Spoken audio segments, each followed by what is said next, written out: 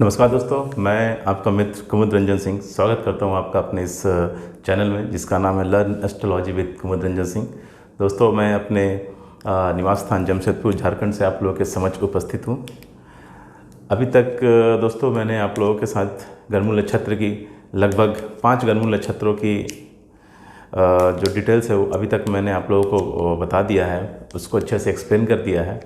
और आज मैं जो टॉपिक को लूँगा, जो इस ग्रहमूल नक्षत्र को लूँगा वो है ज्येष्ठा। ठीक है, आज मैं आप लोगों को ज्येष्ठा ग्रहमूल नक्षत्र की डिटेल एक्सप्लेनेशन दूंगा कि कैसे इसका निर्माण होता है।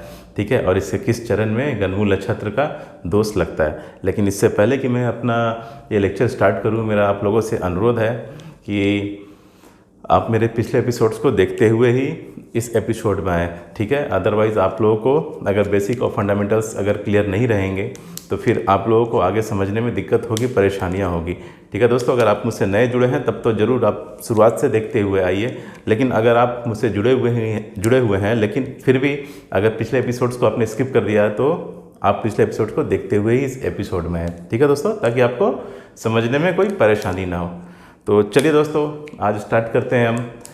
लास्ट जो ग्रहमूल नक्षत्र है जो कि अभी तक हमारे लेक्चर में बच गया वो है ज्येष्ठा। ठीक है दोस्तों, तो ज्येष्ठा ग्रहमूल नक्षत्र जो है उसके स्वामी होते हैं बुध देव। ठीक है दोस्तों, ज्येष्ठा ग्रहमूल नक्षत्र के स्वामी होते हैं बुध देवता। और ज्येष्ठा ग्रहमूल नक्षत्र जो होती है वो वृश्चिक राशि के अंतर्गत आती है, यानी ज्येष्ठा ग्रहमूल नक्षत्र जो है वो वृश्चिक राशि में समाहित है। ठीक है, तो यहाँ देखिए दोस्तों, वृश्चिक राशि जो है वो 3 नक्षत्रों से उसका निर्माण हुआ है। वृश्चिक राशि में विशाखा नक्षत्र का 1 चरण आता है, अनुराधा नक्षत्र के 4 चरण आते हैं और ज्येष्ठा नक्षत्र के 4 चरण आते हैं। ठीक है दोस्तों, वृश्चिक राशि में विशाखा नक्षत्र का 1 चरण आएगा, अनुराधा नक्षत्र के 4 चरण आ जाएंगे, मतलब अनुराधा नक्षत्र पूरे तरीके से वृश्चिक राशि में समाहित है और ज्येष्ठा नक्षत्र के भी 4 चरण वृश्चिक राशि में आएंगे, मतलब ज्येष्ठा नक्षत्र भी पूरे तरीके से वृश्चिक राशि में समाहित है। तो दोस्तों देखिए,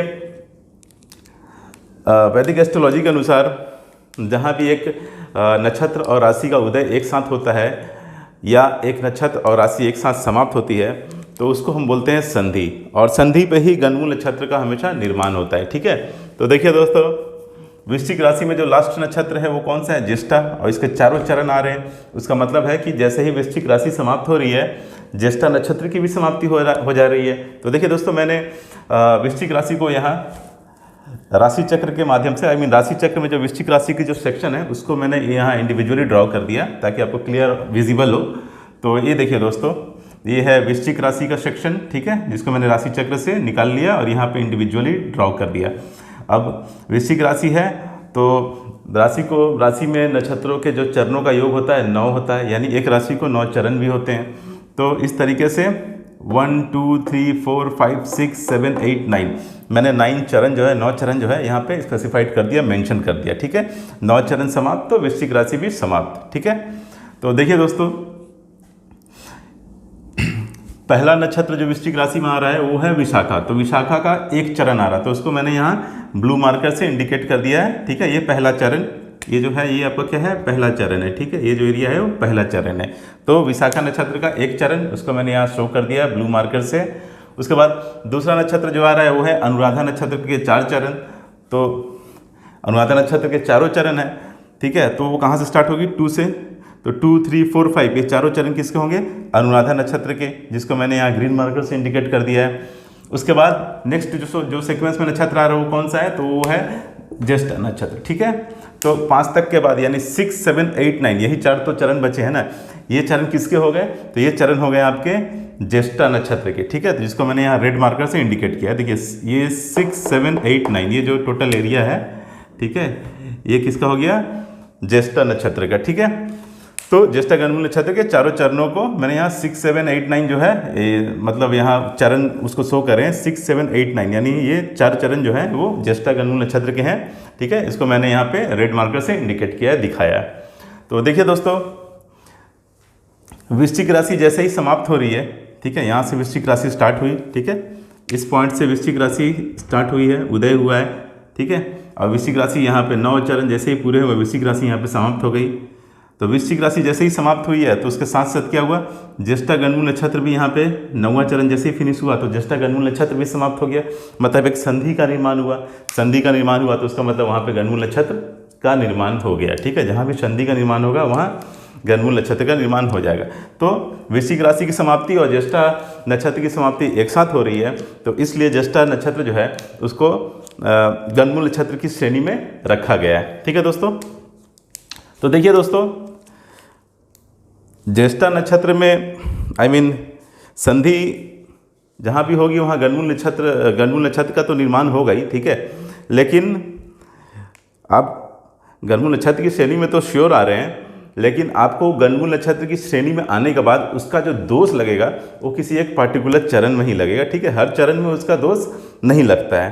ठीक है, गणमूल नक्षत्र में आना तो अपने आप में एक थोड़ा अशुभ है ही, लेकिन उसका जो दोष होता है, उसका जो सबसे ज़्यादा इम्पैक्ट होता है वो किसी एक पार्टिकुलर चरण में होता है। ठीक है, हर चरण में वो उतना इफेक्टिव नहीं होता, उतना उसका जो प्रभाव है, उतना इंटेंसिटी उसका इतना हाई नहीं होता कि आपको बहुत ज़्यादा ये करे, डैमेज करे। ठीक है, तो मैंने आपको जैसा पहले बता चुका हूँ मैं कि गणमूल नक्षत्र जो होता है, देखिए मैंने आप लोगों को नक्षत्रों का एक सेक्शन एक लेक्चर लिया था जिसमें मैंने आप लोगों को बताया था शुभ नक्षत्र, मध्यमा नक्षत्र, अशुभ नक्षत्र। ठीक है, तो उसमें मैंने शुभ नक्षत्र, मध्यमा नक्षत्र, अशुभ नक्षत्र तीनों के देवताओं के बारे में भी बताया था। ठीक है, कि वो कौन से ग्रह के द्वारा गवर्न होते हैं। ठीक है, मैंने सब कुछ बताया था। तो उसमें मैंने जब गणमूल नक्षत्र का जिक्र किया था तो वहाँ पे मैंने बताया था कि ठीक है, आप ये तो कैटेगरी समझ रहे हैं कि ये अशुभ है, ये शुभ है और एक मध्यमा है, लेकिन गणमूल नक्षत्र बिल्कुल एक अलग ही श्रेणी है। ठीक है, इसमें क्या किया गया है, इसमें कुछ शुभ नक्षत्र को भी ले लिया गया है और अशुभ नक्षत्र को भी शामिल कर लिया गया है। ठीक है, नेक्स्ट एपिसोड में मैं आपको इस चीज़ को भी पूरी अच्छे तरीके से क्लियर कर दूंगा। ठीक है, तो फिलहाल के लिए देखिए, तो मेरा बोलने का तात्पर्य ये है कि गणमूल नक्षत्र के चरण में गणमूल नक्षत्र की श्रेणी में तो आप आ जाएंगे। अगर आपका जन्म हुआ है तो आप गणमूल नक्षत्र की श्रेणी में तो जरूर आ जाएंगे, लेकिन गणमूल नक्षत्र की श्रेणी में आने का कारण जो दोष आप पे लगेगा वो सिर्फ किसी एक पार्टिकुलर चरण में लगेगा। ठीक है, उसका जो दोष लगेगा वो सिर्फ एक पार्टिकुलर चरण में लगेगा, हर चरण में उसका दोष नहीं लगेगा। ठीक है, बाकी वो अशुभ है तो उसका और चरणों में जो प्रभाव है, हानिकारक प्रभाव है, वो तो अलग है, लेकिन गंडमूल में पैदा होने के कारण उसका जो दोष लगेगा वो किसी एक पार्टिकुलर चरण में ही लगेगा, हर चरण में वैसा नहीं लगेगा। ठीक है, तो देखिए दोस्तों, अगर ज्येष्ठा गणमूल नक्षत्र के पहले चरण में व्यक्ति का जन्म हुआ है, जैसे यहाँ पे, ठीक है, यहाँ से ज्येष्ठा गणमूल नक्षत्र स्टार्ट हुआ तो यहाँ पे अगर मान लीजिए यहाँ पे व्यक्ति का जन्म हुआ, ज्येष्ठा गणमूल नक्षत्र का पहला चरण, यानी जहाँ पे 6 लिखा हुआ वो क्या है, ज्येष्ठा गणमूल नक्षत्र का पहला चरण है, तो बड़े भाई बहनों को कष्ट होगा। ठीक है, अगर ज्येष्ठा गणमूल नक्षत्र के पहले चरण में व्यक्ति का जन्म हुआ है तो बड़े भाई बहनों को कष्ट होगा।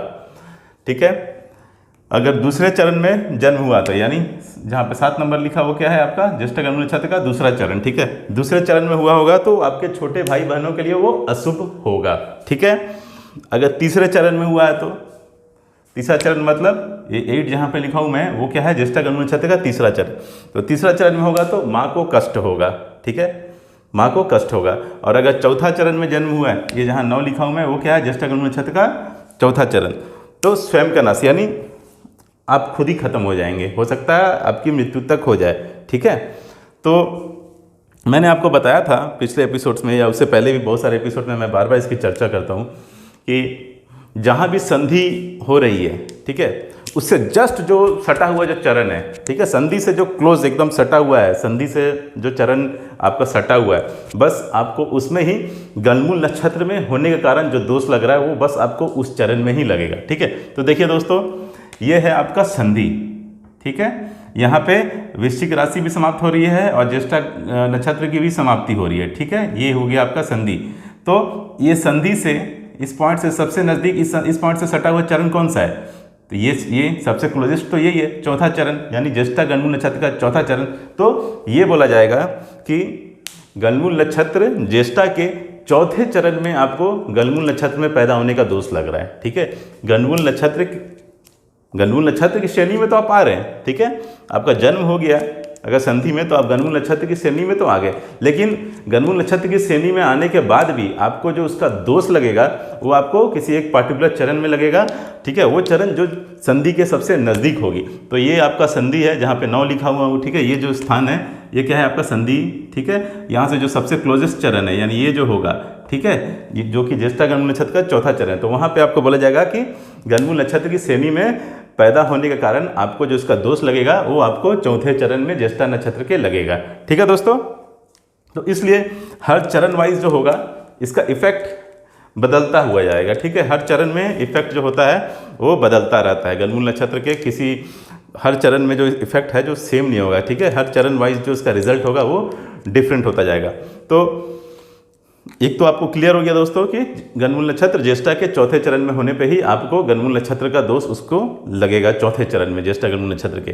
अब उसके बाद जो नेक्स्ट बचता है वो ये है कि फिर भी लोग गणमूल नक्षत्र में अगर उसकी श्रेणी में भी आ गए तो भी लोग इसकी पूजा करवा लेते हैं, ठीक, हाँ जी, ये तो बिल्कुल सही है कि लोग इसकी पूजा करवा लेते हैं और करवा लेनी भी चाहिए, ठीक है। क्योंकि कहीं ना कहीं जो गणमूल नक्षत्र होता है वो 2 अपोजिट कैरेक्टर वाले राशियों का जंक्शन होता है, ठीक है। ये 2 अपोजिट कैरेक्टर वाले राशियों को मिलाती हुई रहती है, ठीक है। जैसे देखिए ये आपकी हो गई, यहाँ पे आपकी ज्येष्ठा गणमूल नक्षत्र समाप्त हो रहा है, वृश्चिक राशि भी समाप्त हो रही है। वृश्चिक राशि के बाद नेक्स्ट राशि कौन सी आती है तो आप जानते हैं धनु राशि, ठीक है, ठीक है। मान लीजिए मैंने यहाँ पे ड्रॉ कर दिया, यहाँ पे जो सेगमेंट है, ये जो सेक्शन है, यहाँ पे क्या इंडिकेट कर रहा है, धनु राशि शो कर रहा है, ठीक है। मान लीजिए कि जो सेक्शन है आपका धनु राशि शो कर रहा है, ठीक है। इसके चरण को मैंने नहीं दिखाया, पूरा मैंने राशि को यहाँ पे शो कर दिया, ठीक है। ये आपका धनु राशि है। तो हम जानते हैं कि धनु राशि जो होती है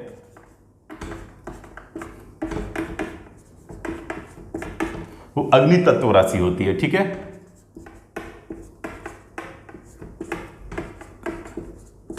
धनु राशि अग्नि तत्व राशि होती है, ठीक है, और वृश्चिक राशि जल तत्व है।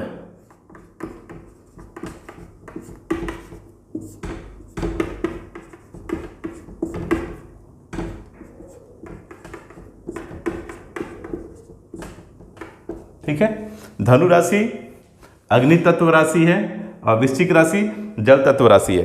तो गणमूल नक्षत्र जो होता है, ठीक है, वो कहीं ना कहीं क्या होता है, 2 अपोजिट कैरेक्टर वाले राशियों का एक समागम है, एक संगम है, ठीक है, एक जंक्शन है। और इस केस में ज्येष्ठा गणमूल नक्षत्र का जो चौथा चरण है वो क्या कर रहा है, धनु राशि को और वृश्चिक राशि दोनों को क्या कर रहा है, मिला रहा है, ठीक है। तो धनु राशि है आपकी अग्नि तत्व राशि और वृश्चिक राशि है आपकी जल तत्व राशि।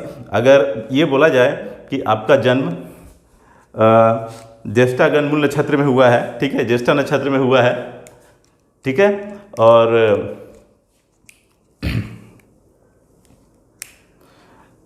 तो इसका मतलब ये होगा कि आप वृश्चिक राशि में आ रहे, ठीक है दोस्तों। अगर ये बोला जाए कि आपका जन्म ज्येष्ठा नक्षत्र में हुआ है, ठीक है, तो उसका मतलब ये हुआ कि आप वृश्चिक राशि के अंतर्गत आपका जन्म हुआ है। तो वृश्चिक राशि आपकी जल तत्व राशि है। तो जो आपकी राशि होती है, ठीक है, जो आपकी राशि होती है उसका जो तत्व होता है, ऐसा माना जाता है कि उस तत्व से ही आपके शरीर का, आपके बॉडी का निर्माण हुआ है, ठीक है। तो अगर आपकी राशि अगर वृश्चिक राशि है, ठीक है, तो उसका मतलब ये होगा कि आपका जो शरीर है वो जल तत्व से बना है, ठीक है, और जल तत्व से आपका शरीर बना है। और अगर ज्येष्ठा नक्षत्र में आपका जन्म हो गया, वृश्चिक राशि के ज्येष्ठा नक्षत्र में जन्म हो गया, तो गणमूल नक्षत्र की श्रेणी में तो आप आ गए, ठीक है। और उसके बाद क्या हो रहा है कि जैसे जैसे आप ज्येष्ठा गणमूल नक्षत्र के आगे के चरणों में बढ़ते जाएंगे, यानी 1, 2, 3, 4, ठीक है, वैसे वैसे आपके शरीर पर उसका हानिकारक प्रभाव बढ़ता जाएगा। क्यों? क्योंकि आप 2 अपोजिट कैरेक्टर वाले राशियों के बीच में खड़े हैं, ठीक है। एक आपकी फायर है, फायर एलिमेंट है, अग्नि तत्व है, और दूसरा क्या है आपका जल तत्व। तो ज्येष्ठा नक्षत्र का जो चौथा चरण है वो धनु राशि जो कि अग्नि तत्व है और वृश्चिक राशि, ठीक है, ये दोनों को मिला रही है, और आप उसके बीच में क्या है, खड़े हैं, और आपका शरीर है जल तत्व और आप अग्नि के सामने खड़े। तो इस केस में क्या होगा, आपके शरीर का क्षय होगा, ठीक है, आपके शरीर का क्षय होगा। आपका जो शरीर है उसकी स्टेमिना, उसकी इम्यून सिस्टम जो है वो खत्म होते जाएगी, आप कमज़ोर होते हुए चले जाएंगे, ठीक है। बीमारियाँ आपको हमेशा आपके शरीर में घर करके रहेंगी। तो इसलिए अगर आपका जन्म ज्येष्ठा गणमूल नक्षत्र के चौथे चरण में हुआ तो उसका मतलब आप जल तत्व के होके बिल्कुल अग्नि के समीप है, आपके बॉडी पे उसका हार्मफुल इफेक्ट ज़्यादा होगा। उसके बाद चौथे चरण से हट के जैसे ही आप उससे दूर गए, तीसरे चरण में आ गए मान लीजिए, ठीक है, उससे पीछे हटें, तो जैसे ही आपकी दूरी बढ़ी, ठीक है, तो उसका क्या होगा, इफेक्ट जो है, हार्मफुल इफेक्ट जो है वो थोड़ा कम होगा। तीसरे के बाद अगर दूसरे चरण में आप आ गए ज्येष्ठा के, तो उसका हार्मफुल इफेक्ट जो है वो और कम होगा आपकी बॉडी पे। इसी तरीके से जैसे जैसे आप उससे दूर हट रहे हैं तो आपकी बॉडी पे उसका जो हार्मफुल इफेक्ट है वो कम होता जाएगा, ठीक है। तो इसलिए देखा जाता है दोस्तों कि अक्सर ये बोल दिया जाता है कि अगर आप गणमूल नक्षत्र की श्रेणी में भी आ रहे हैं तो आप गणमूल नक्षत्र की शांति पूजा अवश्य करवा लीजिए, क्योंकि चलिए ये तो तय है कि हर चरण में उसका प्रभाव खराब नहीं होता है, ठीक है। कुछ कुछ ऐसे नक्षत्र हैं जो अशुभ की श्रेणी में भी आते हैं और उनको गणमूल नक्षत्र में भी रखा गया है, तब उनके तो चारों चरण में प्रभाव खराब होंगे ही, ठीक है। लेकिन कुछ शुभ नक्षत्र भी हैं जिनको गणमूल नक्षत्र की श्रेणी में रखा गया है, तो उनके हर चरण में जो होता है प्रभाव खराब नहीं होता, ठीक है। तो ऐसा नहीं है कि जब तक हर चरण में जन्म हुआ है तो उसका वो अशुभ ही होगा, ऐसा नहीं है, ठीक है। कोई कोई चरण ऐसा भी होता है जिसमें जब तक शुभ भी होता है। लेकिन एक चीज़ तो तय है, वो चीज़ तय है क्या, कि आपका शरीर पे उसका हार्मफुल इफेक्ट जरूर होगा। भले आप किसी भी चरण में पैदा हुए हो, आप शुभ चरण में पैदा हुए हो, लेकिन कहीं ना कहीं गणमूल नक्षत्र जो है दो अपोजिट कैरेक्टर वाली राशियों का मिलन है, वहाँ का जंक्शन का काम करती है, तो इसलिए आपके शरीर पे उसका हानिकारक प्रभाव जरूर पड़ेगा। आपका शरीर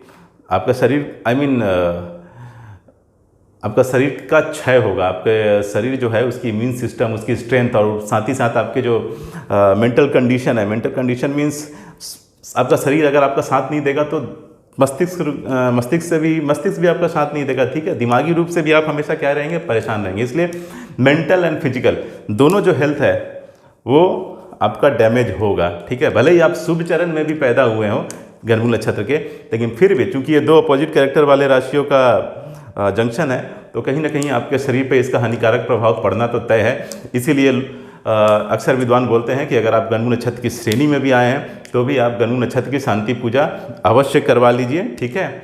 और जनरली हर 27 से 30 दिन के भीतर वो गणमूल नक्षत्र जो है वो दोबारा आता है, उसकी पुनरावृत्ति होती है, वो दोबारा से आता है, तो उस समय आप इसकी पूजा करवा लीजिए।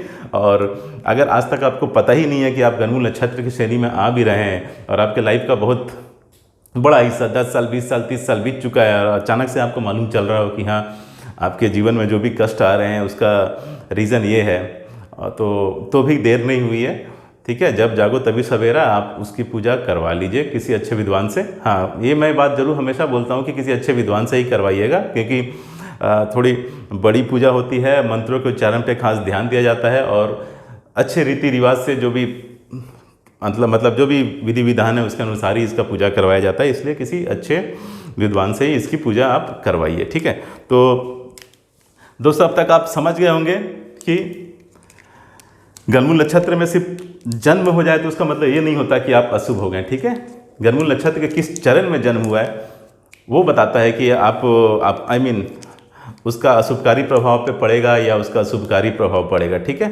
तो हर चरण में उसका खराब प्रभाव नहीं पड़ता। हाँ ठीक है, वैसे गणमूल नक्षत्र जो अशुभ की श्रेणी में भी आते हैं, जो मैंने पहले बताया था, और उसको अशुभ में रखा और उसको गणमूल नक्षत्र में भी शामिल किया गया है, तो उसके तो चारों चरण में उसका प्रभाव तो मतलब वो खराब रहेंगे ही। लेकिन गणमूल नक्षत्र में होने के कारण जो उसका दोष लगेगा वो किसी एक पर्टिकुलर चरण में ही लगेगा, और वो चरण होगा जो संधि के सबसे नज़दीक होगा, ठीक है दोस्तों। तो अगर आपसे कोई पूछे कि चंद्रमा वृश्चिक राशि में चंद्रमा की एंगल कितनी होगी, तो बोला जाएगा कि आप गणमूल नक्षत्र के दोष के चरण में आ रहे हैं। तो देखिए दोस्तों, आप जानते हैं कि एक राशि 30 डिग्री की होती है और हर एक चरण 3 डिग्री 20 मिनट यानी 3 डिग्री 20 मिनट की होती है। तो 8 चरण कितने का होगा, 8 × 3 डिग्री 20 मिनट, वो आपका आ जाएगा 26 डिग्री 40 मिनट, ठीक है। तो चंद्रमा यानी ये जो आपका 1 से 8 तक है, 1 से लेके जो 8 तक जो चरण है वो आपका 26 डिग्री 40 मिनट है, ठीक है दोस्तों। और ये जो टोटल एंगल है ये है आपका 30 डिग्री, ठीक है। तो चंद्रमा अगर आपका 26 डिग्री 40 मिनट से 30 डिग्री के बीच हो, ठीक है, 26 डिग्री 40 मिनट मतलब यहाँ से लेकर के और ये आपका 30 डिग्री, ये टोटल यानी ये दोनों का बीच का डिफरेंस, यानी ये जो है यानी ज्येष्ठा गणमूल नक्षत्र के चौथे चरण में हो तब आपको गणमूल नक्षत्र का दोष लगेगा। ठीक है, तो उसका मतलब हो गया ज्येष्ठा गणमूल नक्षत्र का चौथा चरण क्या है, ये आपका 26 डिग्री 40 मिनट से लेके 30 डिग्री, ये आपका कितना हो गया है, ये जो टोटल एंगल है, ठीक है, ये 30 डिग्री और यहाँ से यहाँ तक जो है ये कितना हो गया आपका 26 डिग्री 40 मिनट। तो चंद्रमा अगर वृश्चिक राशि में 26 डिग्री 40 मिनट टू 30 डिग्री के बीच होगा तब ये बोला जाएगा कि आपको गणमूल नक्षत्र में होने का जो है दोष आपको लग रहा है, यानी आप गणमूल नक्षत्र ज्येष्ठा के चौथे चरण में है और इसलिए आप पे गणमूल नक्षत्र में होने का जो दोष है आप पे लग रहा है। ठीक है, ज्येष्ठा गणमूल नक्षत्र का चौथा चरण मतलब क्या, वृश्चिक राशि में चंद्रमा की पोजीशन 26 डिग्री 40 मिनट से 30 डिग्री। ठीक है, ये जो पोजीशन है ये यहाँ से लेकर के यहाँ तक 26 डिग्री 40 मिनट और ये टोटल तो आपकी 30 डिग्री है ही, यानी 26 डिग्री 40 मिनट से 30 डिग्री के बीच ये जो है उसमें अगर चंद्रमा है तब बोला जाएगा कि आप गणमूल नक्षत्र के दोष से ग्रसित हैं। ठीक है दोस्तों, तो उम्मीद करता हूँ दोस्तों कि आज मैंने आपको जो भी समझाया वो आपको अच्छे तरीके से क्लियर हो गया होगा। अगर इसके बाद भी आप लोगों को कोई कंफ्यूजन है, कोई इश्यू है, क्वेरी है तो आप कमेंट सेक्शन में आके उसको बोल सकते हैं। ठीक है, उसके बारे में पूछ सकते हैं, मैं पूरी कोशिश करूँगा कि आपको उसका रिप्लाई करूँ। ठीक है, और अगर आपको मेरा ये लेक्चर पसंद आ रहा हो तो कृपया आप लोग मेरे चैनल को लाइक कीजिए, शेयर कीजिए और सब्सक्राइब कीजिए और बेल आइकन पर भी ज़रूर क्लिक कीजिए ताकि जैसे जैसे मैं एक एक लेक्चर की वीडियो बनाता जा रहा हूँ और जैसे जैसे उसको अपलोड करता जा रहा हूँ तो आपको इसकी जानकारी मिल पाए। ठीक है, तो चलिए दोस्तों मिलते हैं अगले एपिसोड में, तब तक के लिए नमस्कार, जय श्री कृष्णा, जय हिंद।